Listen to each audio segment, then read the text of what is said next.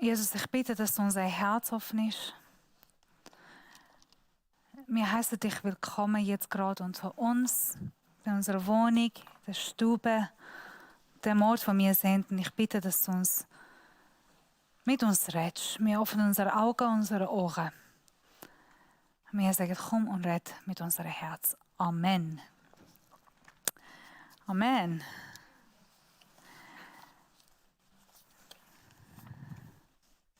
Hey, so schön, dass wir eigentlich heute wieder Gottesdienst miteinander feiern. Sollte man schon wissen, es ist nicht selbstverständlich, dass wir zusammen Gottesdienst haben, zusammenkommen. Es ist wirklich ein Privileg. Es ist ein Privileg, mit euch miteinander heute Wort Gottes zu hören. Wir haben letzte Woche eine neue Serie angefangen mit unserer, eigentlich was Jesus hat vom Alten Testament verbracht im Neuen Testament. Letzte Woche hat Hermann, unser Pastor, über die prophetische Gabe von Jesus geredet. Er hat gesagt, dass Jesus ist Prophet im Neuen Testament. Es ist so, dass im Alten Testament wir sehen 3 Hauptrollen. Die 3 Rollen sind prophetisch, also Prophet, Hohepriester und König. Wenn ich darf, meine Slides haben. Und es ist so, dass im Alten Testament hat geheißen, wenn der Messias kommt, im Neuen Testament, wenn der Herr kommt, er wird all die 3 Rollen erfüllen. Das heißt, er wird ein Prophet sein, er wird ein König sein, er wird ein Hohepriester sein. Und wir sind jetzt in der Nähe von Weihnachten, in der Zeit, wo eigentlich Jesus auf die Erde kommt. Wir schauen miteinander, wie hat er das erfüllt? Letzte Woche haben wir gesehen, wie er das Prophetgabe erfüllt. Er ist als Prophet auf die Erde gekommen. Ein Prophet ist ein Mensch im Alten Testament, der von Gott empfangen hat und hat an Menschen weitergegeben. Er hat Gottes Botschaft von Menschen gebracht. Ein Hohepriester ist jemand, ein bisschen andersrum wie ein Prophet. Er hat von Menschen empfangen, er hat von Menschen genommen und er hat die Anliegen, die Gebete von Gott gebracht. So eigentlich, er hat Menschen repräsentiert von Gott. Und dann wir haben den König. Und der König, er ist eigentlich der Repräsentator von Gott selber. Er ist der Mensch, der auf dem Thron sitzt und Gott repräsentiert, quasi im Alten Testament. Er spricht von Gott, er wirkt von Gott, er hat Macht und Kraft und Vollmacht von Gott und das hat auch Jesus gehabt. Und heute eben, wir schauen in den Hohepriester. Wer war ein Hohepriester? Was hat er gemacht? Und wie hat Jesus die Rolle von einem Hohepriester erfüllt im Neuen Testament? Es ist so, dass die Bibel sagt uns sehr klar, Gott wird sehr gerne mit uns Beziehung haben. Er wird sehr gerne mit uns einen Spaziergang machen, mit uns reden, einfach eine Freundschaft mit uns haben. Wer kann heute sagen, wenn ich euch frage, wer ist dein Freund?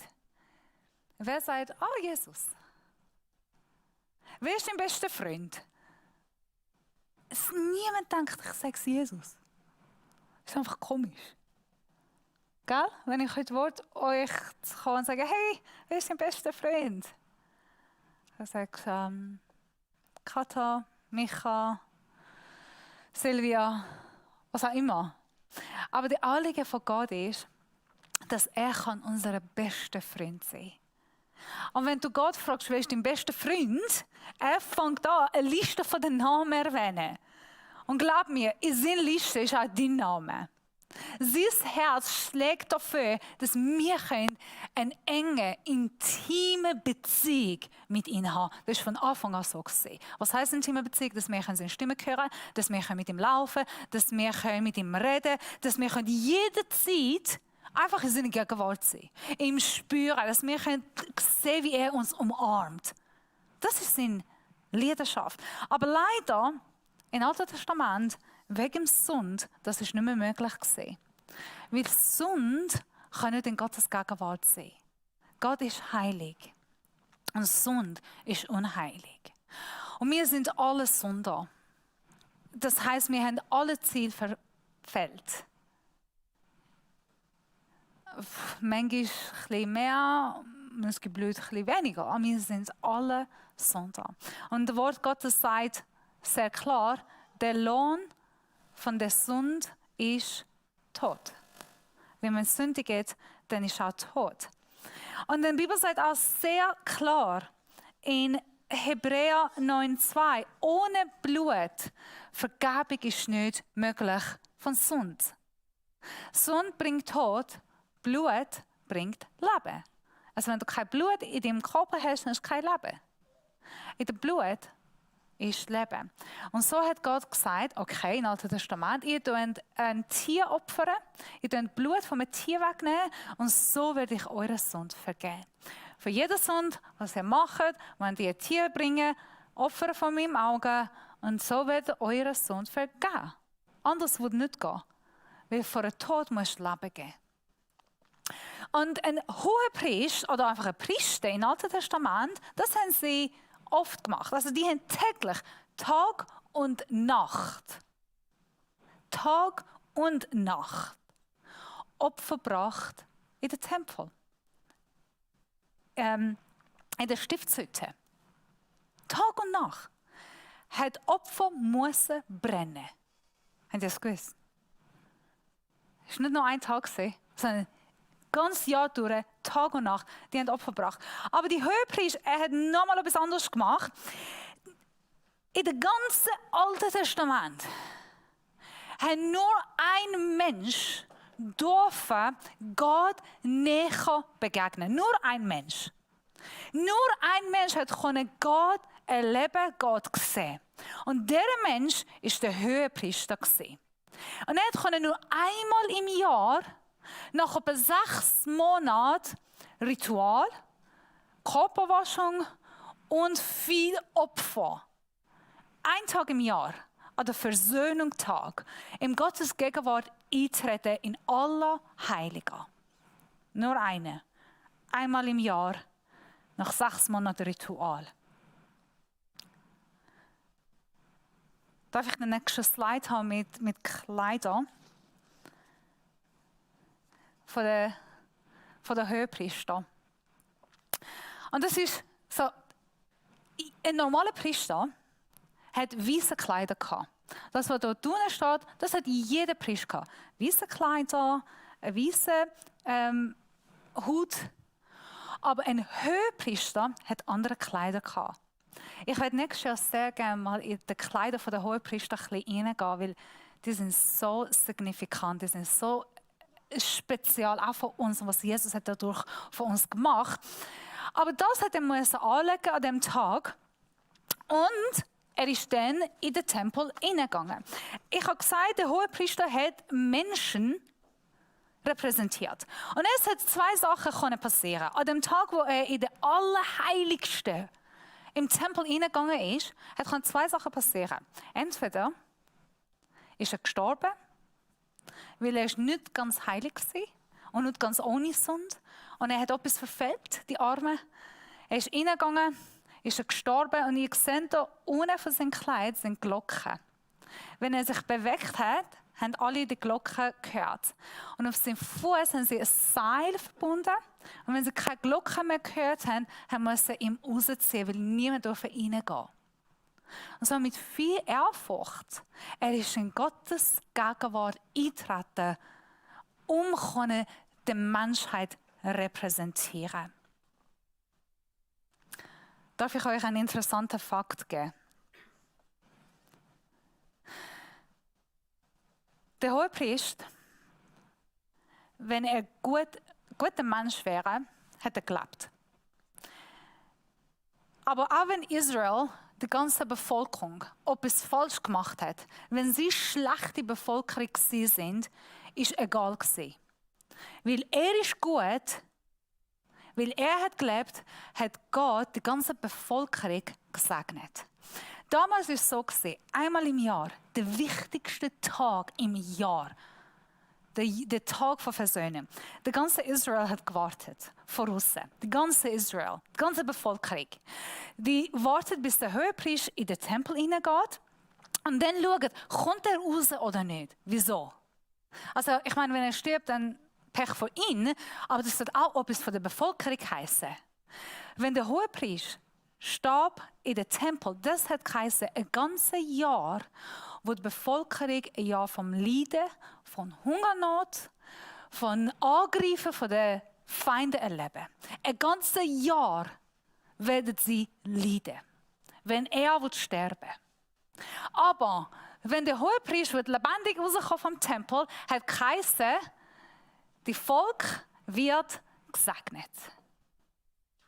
Gott wird das Volk ein Jahr lang segnen, bis nächstes Jahr, der Tag von Versöhnung, wenn der nächste Priester ihm hineingeht. Und so, die haben nicht selber den Hohepriester erwähnen. Das war die Aufgabe vom Vater, der Sohn, von der Sohn und der Enkelsohn weitergegangen.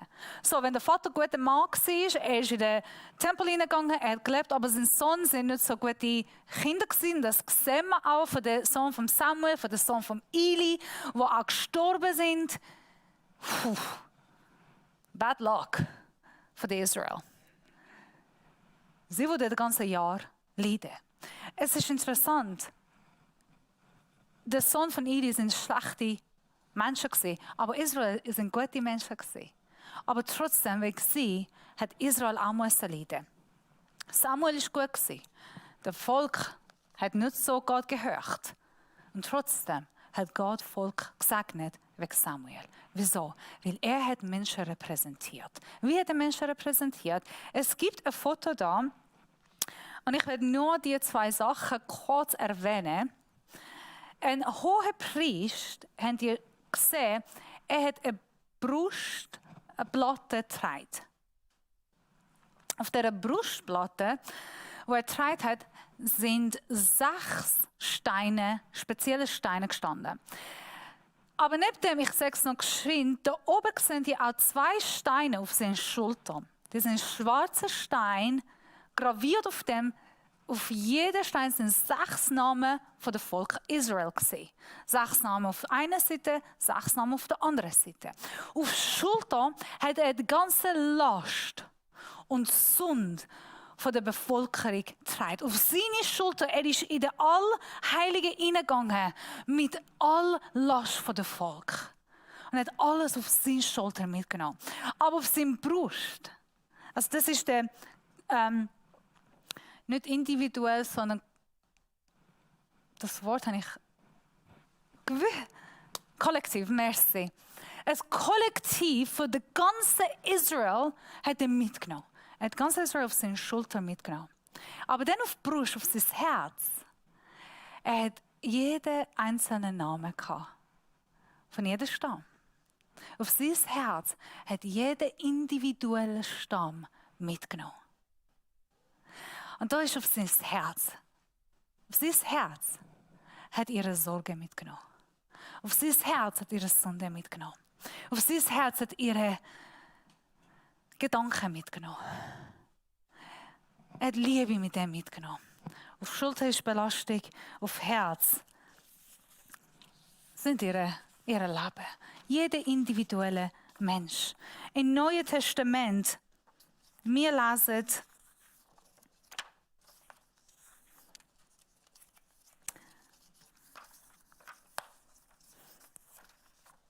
dass Jesus, der Hohepriester, vom Hebräer Kapitel 4, Vers 14, weil wir nun aber einen großen Hohepriester haben, der den ganzen Himmel bis hin zum Thron Gottes durchschritten hat, Jesus, den Sohn Gottes, wollen wir entschlossen an unserem Bekenntnis zu ihm festhalten. Und dann Vers 15 sagt Gott weiter, Jesus ist ja nicht ein Hohepriester, der uns in unserer Schwachheit nicht verstehen könnte. Vielmehr war er genau wie wir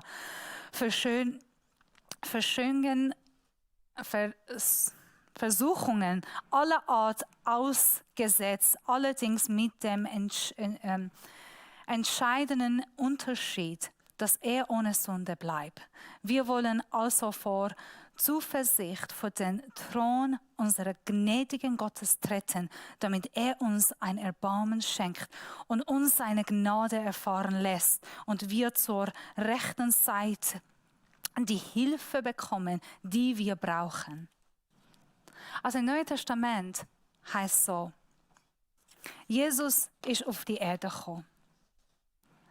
Im Alten Testament haben Menschen keinen Zugang zu Gott gehabt. Ein Mensch hat einen Zugang gehabt. Einmal im Jahr. Aber normale Menschen wie du und ich, wir nie können Gottes Gegenwart eintreten. Aber wir haben gesagt, Gott hat wollen, dass wir mit ihm Beziehung haben können. Im Neuen Testament ist Jesus gekommen. Er hat ohne Sünde gelebt. Ohne Fehler. Er hat das Ziel nie verfehlt. Er war perfekt gewesen. Am Schluss von seinem Leben, er tritt Gottes Gegenwart mit seinem eigenen Blut. Wir haben gesagt, von Sünde, wir brauchen ein Blutopfer. Und er ist der Blutopfer geworden. Er ist Gottes Gegenwart eingetragen. Er hat unseren Namen auf sein Herz genommen. Er hat unsere Last auf seine Schulter genommen. Und er geht in Gottes Gegenwart und bittet um Vergebung von uns. Im Römer Kapitel 8, Vers 34 sagt, ist da noch jemand, der sie verurteilen könnte? Jesus Christus ist doch für sie gestorben. Mehr noch, er ist auferweckt worden. Und er sitzt an Gottes rechter Seite und tritt für uns ein. Das heißt, wir können in Gottes Gegenwart hineingehen. Wieso? Weil Jesus, der Hohepriester, er ist am Kreuz gestorben. Mit seinem Blut hat er Weg gemacht, damit wir können, so wie wir sind, mit Glauben und Vertrauen an Gott. Und wenn wir das Buß tun und wenn wir das proklamieren, wir können dann in Gottes Gegenwart eintreten und sagen, und Gottes auch Gegenwart erleben. Ich habe letzte Woche irgendwo predigt und in dem Publikum sind Familien, eine Muslimfamilie gesehen. Und in meiner Predigt habe ich auch erwähnt, dass eben Leben oder Gottes Stimme hören ist nur möglich durch Jesus. Wir können nur durch Jesus Gott persönlich erleben. Nicht nur einmal, sondern ständig. Jesus sagt, ich bin der Weg der Wahrheit. Und? Danke. Yay, wir sind wach. Ich bin der Weg, Wahrheit und das Leben. Und Jesus sagt, durch mich könnt ihr zu Vater kommen. Ich bin der Tor. Und er hat einen Weg gemacht, damit wir Gott hören, erleben, begegnen im Alltag. Jede Minute, jede Sekunde, nicht nur einmal im Jahr. Und nicht mit viel Opfer und Körperwaschung. Und das habe ich so gesagt. Und dann kommt eine Frau, die Muslim ist, zu mir und sagt, also meinst du wirklich, dass ich als Muslim Gott nicht erleben kann? Meinst du wirklich, dass ich Gott nie gesehen oder ich kann, ja, dass ich die Errettung nicht haben kann? Und für diejenigen, die nicht wissen, ich bin selber in Iran aufgewachsen, im muslimischen Land. Ich bin selber Muslim gewesen, vor 3 Jahren. Ich konnte sehr gut den Koran studieren und gelernt. Habe ich auch gerne gemacht. Und dann habe ich ihr das gesagt. Schau, ich habe gesagt, ich kenne den Koran sehr gut. Durch und durch habe ich den Koran gelesen, nicht nur einmal, sondern mehrere Mal.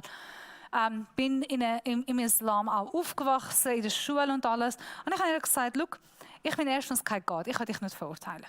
Ich kann nicht sagen, ob du wirst oder nicht. Aber ich kann eins dir sagen, laut Koran, du musst das Gesetz vollkommen gut behalten. Wieso? Weil das Gesetz ist dein Maßstab. Wenn du das Gesetz vollkommen gut gemacht hast, dann wirst du vor Gott stehen und eine Rechenschaft geben. Die einzige Frage ist, kannst du das Gesetz vollkommen behalten? Sie ist ohne Kopftuch gestanden. Vor mir. Ich habe gesagt, du weißt, im Koran, da habe ich die Koranstelle ihr gesagt, statt man den ganzen Kopf verstecken. Du weißt, im Koran sagt, eine Frau darf nicht reden. Ohne Finger im Mund. du weißt, im Koran sagt das und das und das. Und ja, ich weiß. Okay, bist du bereit, das alles zu machen?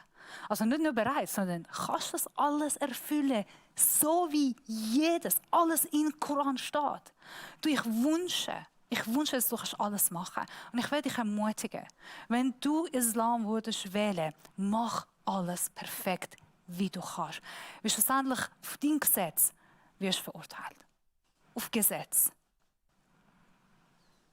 Und dann habe ich so gesagt, ja, das ist deine Entscheidung. Aber als Christen, Gott sei Dank, wir leben nicht auf dem Gesetz. Ich habe ihr auch gesagt, ich habe da auch immer wieder gesagt, ich glaube nicht, dass Christentum ist eine Religion. Ich bin ein bisschen allergisch auf das Wort Religion. Weil Religion heisst, mit meinen eigenen guten Taten mich rechtfertigen, mit meiner eigenen guten Arbeit mich retten. Das ist Religion. Ich versuche, ich mache. Und ich sehe nirgendwo in der Bibel, nirgendwo, wo sagst, durch deine eigenen Wirken, durch deine eigenen Taten kannst gerettet werden. Nirgendwo. Du kannst Opfer bringen, du kannst Blut vergossen von Gott, du kannst ein paar Gesetze machen, aber du kannst nicht etwas, was du schlecht gemacht hast, mit etwas, was gut ist, dann gut machen. Geht nicht. Es geht nicht in der Bibel. Es geht auch nicht im Judentum. Die können, okay, da bist du schlecht machen, nachher geht da an jemand arm Geld geben und sagt, ich habe es jetzt gut gemacht. Nein, so geht es nicht. Wieso? Weil wir sind in unserer Natur Sünder.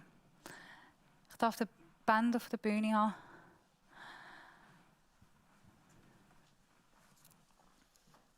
Aber einen Weg haben wir. Durch Gesetz sind wir nicht gerecht. Durch Gesetz sind wir nicht gerettet. Wieso? Weil wir können Gesetz nie vollkommen behalten. Ist unmöglich. Ist unmöglich. Das alles perfekt machen. Also vielleicht hat jemand gemacht, dann Gott sei Dank. Wünsche ich mir auch. Das sage ich auch an all meine Muslimen, Kollegen und Kolleginnen. Ich sage, mach bitte, schau, wenn du willst Muslim bleiben, dann mach alles perfekt. Dann hör auf, ohne Kopftuch rumlaufen. Und manchmal mit meinem, ich habe eine Muslim Kollegin, die Kopftuch trägt, wenn ihre Haare rauskommen, tue ich gerade ihre Kopftuch vorne ziehen. Deine Haare sind draußen. Du hast schon in deine Haare rein. Ja, du Brina, du bist schlimmer als mein Mann. Ja, sorry, aber entweder machst und machst es perfekt, weil irgendwann musst du vor Gott stehen. Und dann ist die Frage, hey, bist du da und versuchst mit deinen eigenen Versuch ein christliches Leben zu leben? Gebet und Fasten und gut sein, einfach gute Menschen sein. Das geht auch nicht. Auch als Christen geht nicht. Und wir können nicht selber gut sein, sondern Jesus, unser Höhepriester, ist am Kreuz gestorben. Er hat Gottes Gegenwart eingetreten. Und sein Blut, durch seine Blut, sind unsere Sünden vergeben. Durch ihn kann man zu Gott hineinkommen. Das heisst nicht, dass der Brina gut ist oder Paul gut ist oder Jan ist gut oder... Nein, das heisst, er ist gut. Wieso? Weil er repräsentiert den Brina. Halleluja. Puh. Gott sei Dank, ich muss nicht mich selber repräsentieren. Ich muss nicht euch repräsentieren. Er repräsentiert mich. Er trägt mich auf sein Herz. Und wenn Gott schaut an Debrina, weißt du, was passiert? Zwischen Debrina und Gott steht Jesus. Und Gott versucht Debrina zu schauen, aber dann ist Jesus und er sagt, aber ich trete Debrina ein. Ich bin da. Schau mich an. Schau, ich bin. Und durch Jesus, er sieht mich. Und durch ihn kann ich mit Gott eine Beziehung haben. Weil er ist gut, nicht weil ich bin gut. Weil er ist perfekt, nicht weil ich perfekt bin. Also der Brina, was heisst das? Das heisst, ich darf alles machen und alles tun, was ich will. Und trotzdem Gottes Gegenwart eintreten und trotzdem mit Gott eine Beziehung haben, weil Jesus ist da und all die, was du gesagt hast. Nein. Das heisst, du laufst auch mit Jesus täglich. Du brauchst ihn. Weil er steht täglich für dich da. Du glaubst an ihn. Und das ist eine Transformation, die ich gerne sage. Was mich dann nicht ein Gesetz, was ich mache, sondern ein Glaube, wo mich auch verändert. Der Heilige Geist, der in mir lebt. Wir werden in Abendmahl hineinsteigen. Und Abendmahl ist genau die Zeichen, wo wir bei uns in der Kirche machen wir einmal im Monat, den ersten Sonntag im Monat. Wieso machen wir das? Weil einmal im Monat bei uns kannst du auch daheim das machen, kannst du mit deiner Familie machen, tue ich dich sogar ermutigen. Das ist nochmal eine Entscheidung. Oder eine Erinnerung. Jesus ist für mich auf Kreuz gestorben. Er ist meine Hohepriester. Durch ihn habe ich Eingang zu Gott. Durch ihn habe ich Beziehung zu Gott. Durch ihn habe ich Freundschaft mit Gott. Und ich nehme Abendmahl, ich verkündige, durch sein Blut bin ich gerettet. Durch sein Leib, dass er für mich gestorben ist am Kreuz, habe ich ewige Leben. Habe ich das. Und das ist die Opfer, ich muss nicht mehr Opfer bringen. Das ist ein Symbol, eine Erinnerung. Monatlich bei uns, kannst du auch täglich machen. Kannst du auch zweimal im Tag machen. Lange auch, wenn du einmal im Monat machst. Du musst uns erinnern, auf was Jesus von uns auf Kreuz gemacht hat.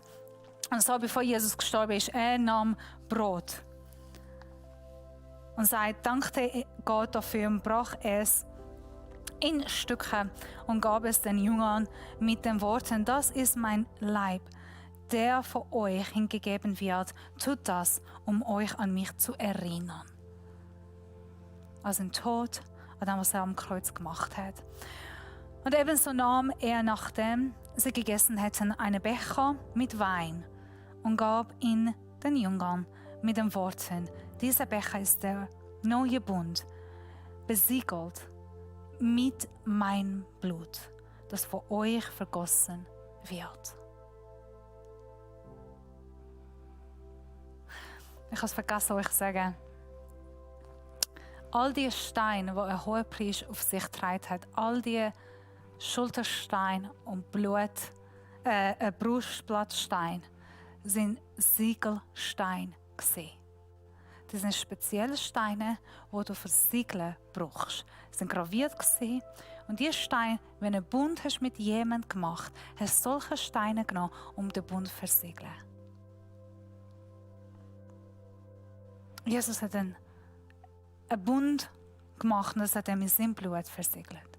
Und der Bund ist ewiger Zugang zu Gott. Ewig Rettung im Namen Jesus Christus. Und jetzt, ich stehe da und ich sage nicht, wie die Moslems können sagen, Inshallah werde ich gerettet, Inshallah kann ich im Himmel. Oder ich weiß es nicht. Wir schauen, was dann passiert. Nein. Im Namen Jesus Christus, wenn ich mit ihm lebe, wenn ich mit dem Glauben so proklamiere, ich weiß, ich darf Gottes Gegenwart eintreten, ohne zu Angst zu haben. Werde ich jetzt sterben oder leben? Weil Leben ist in Jesus.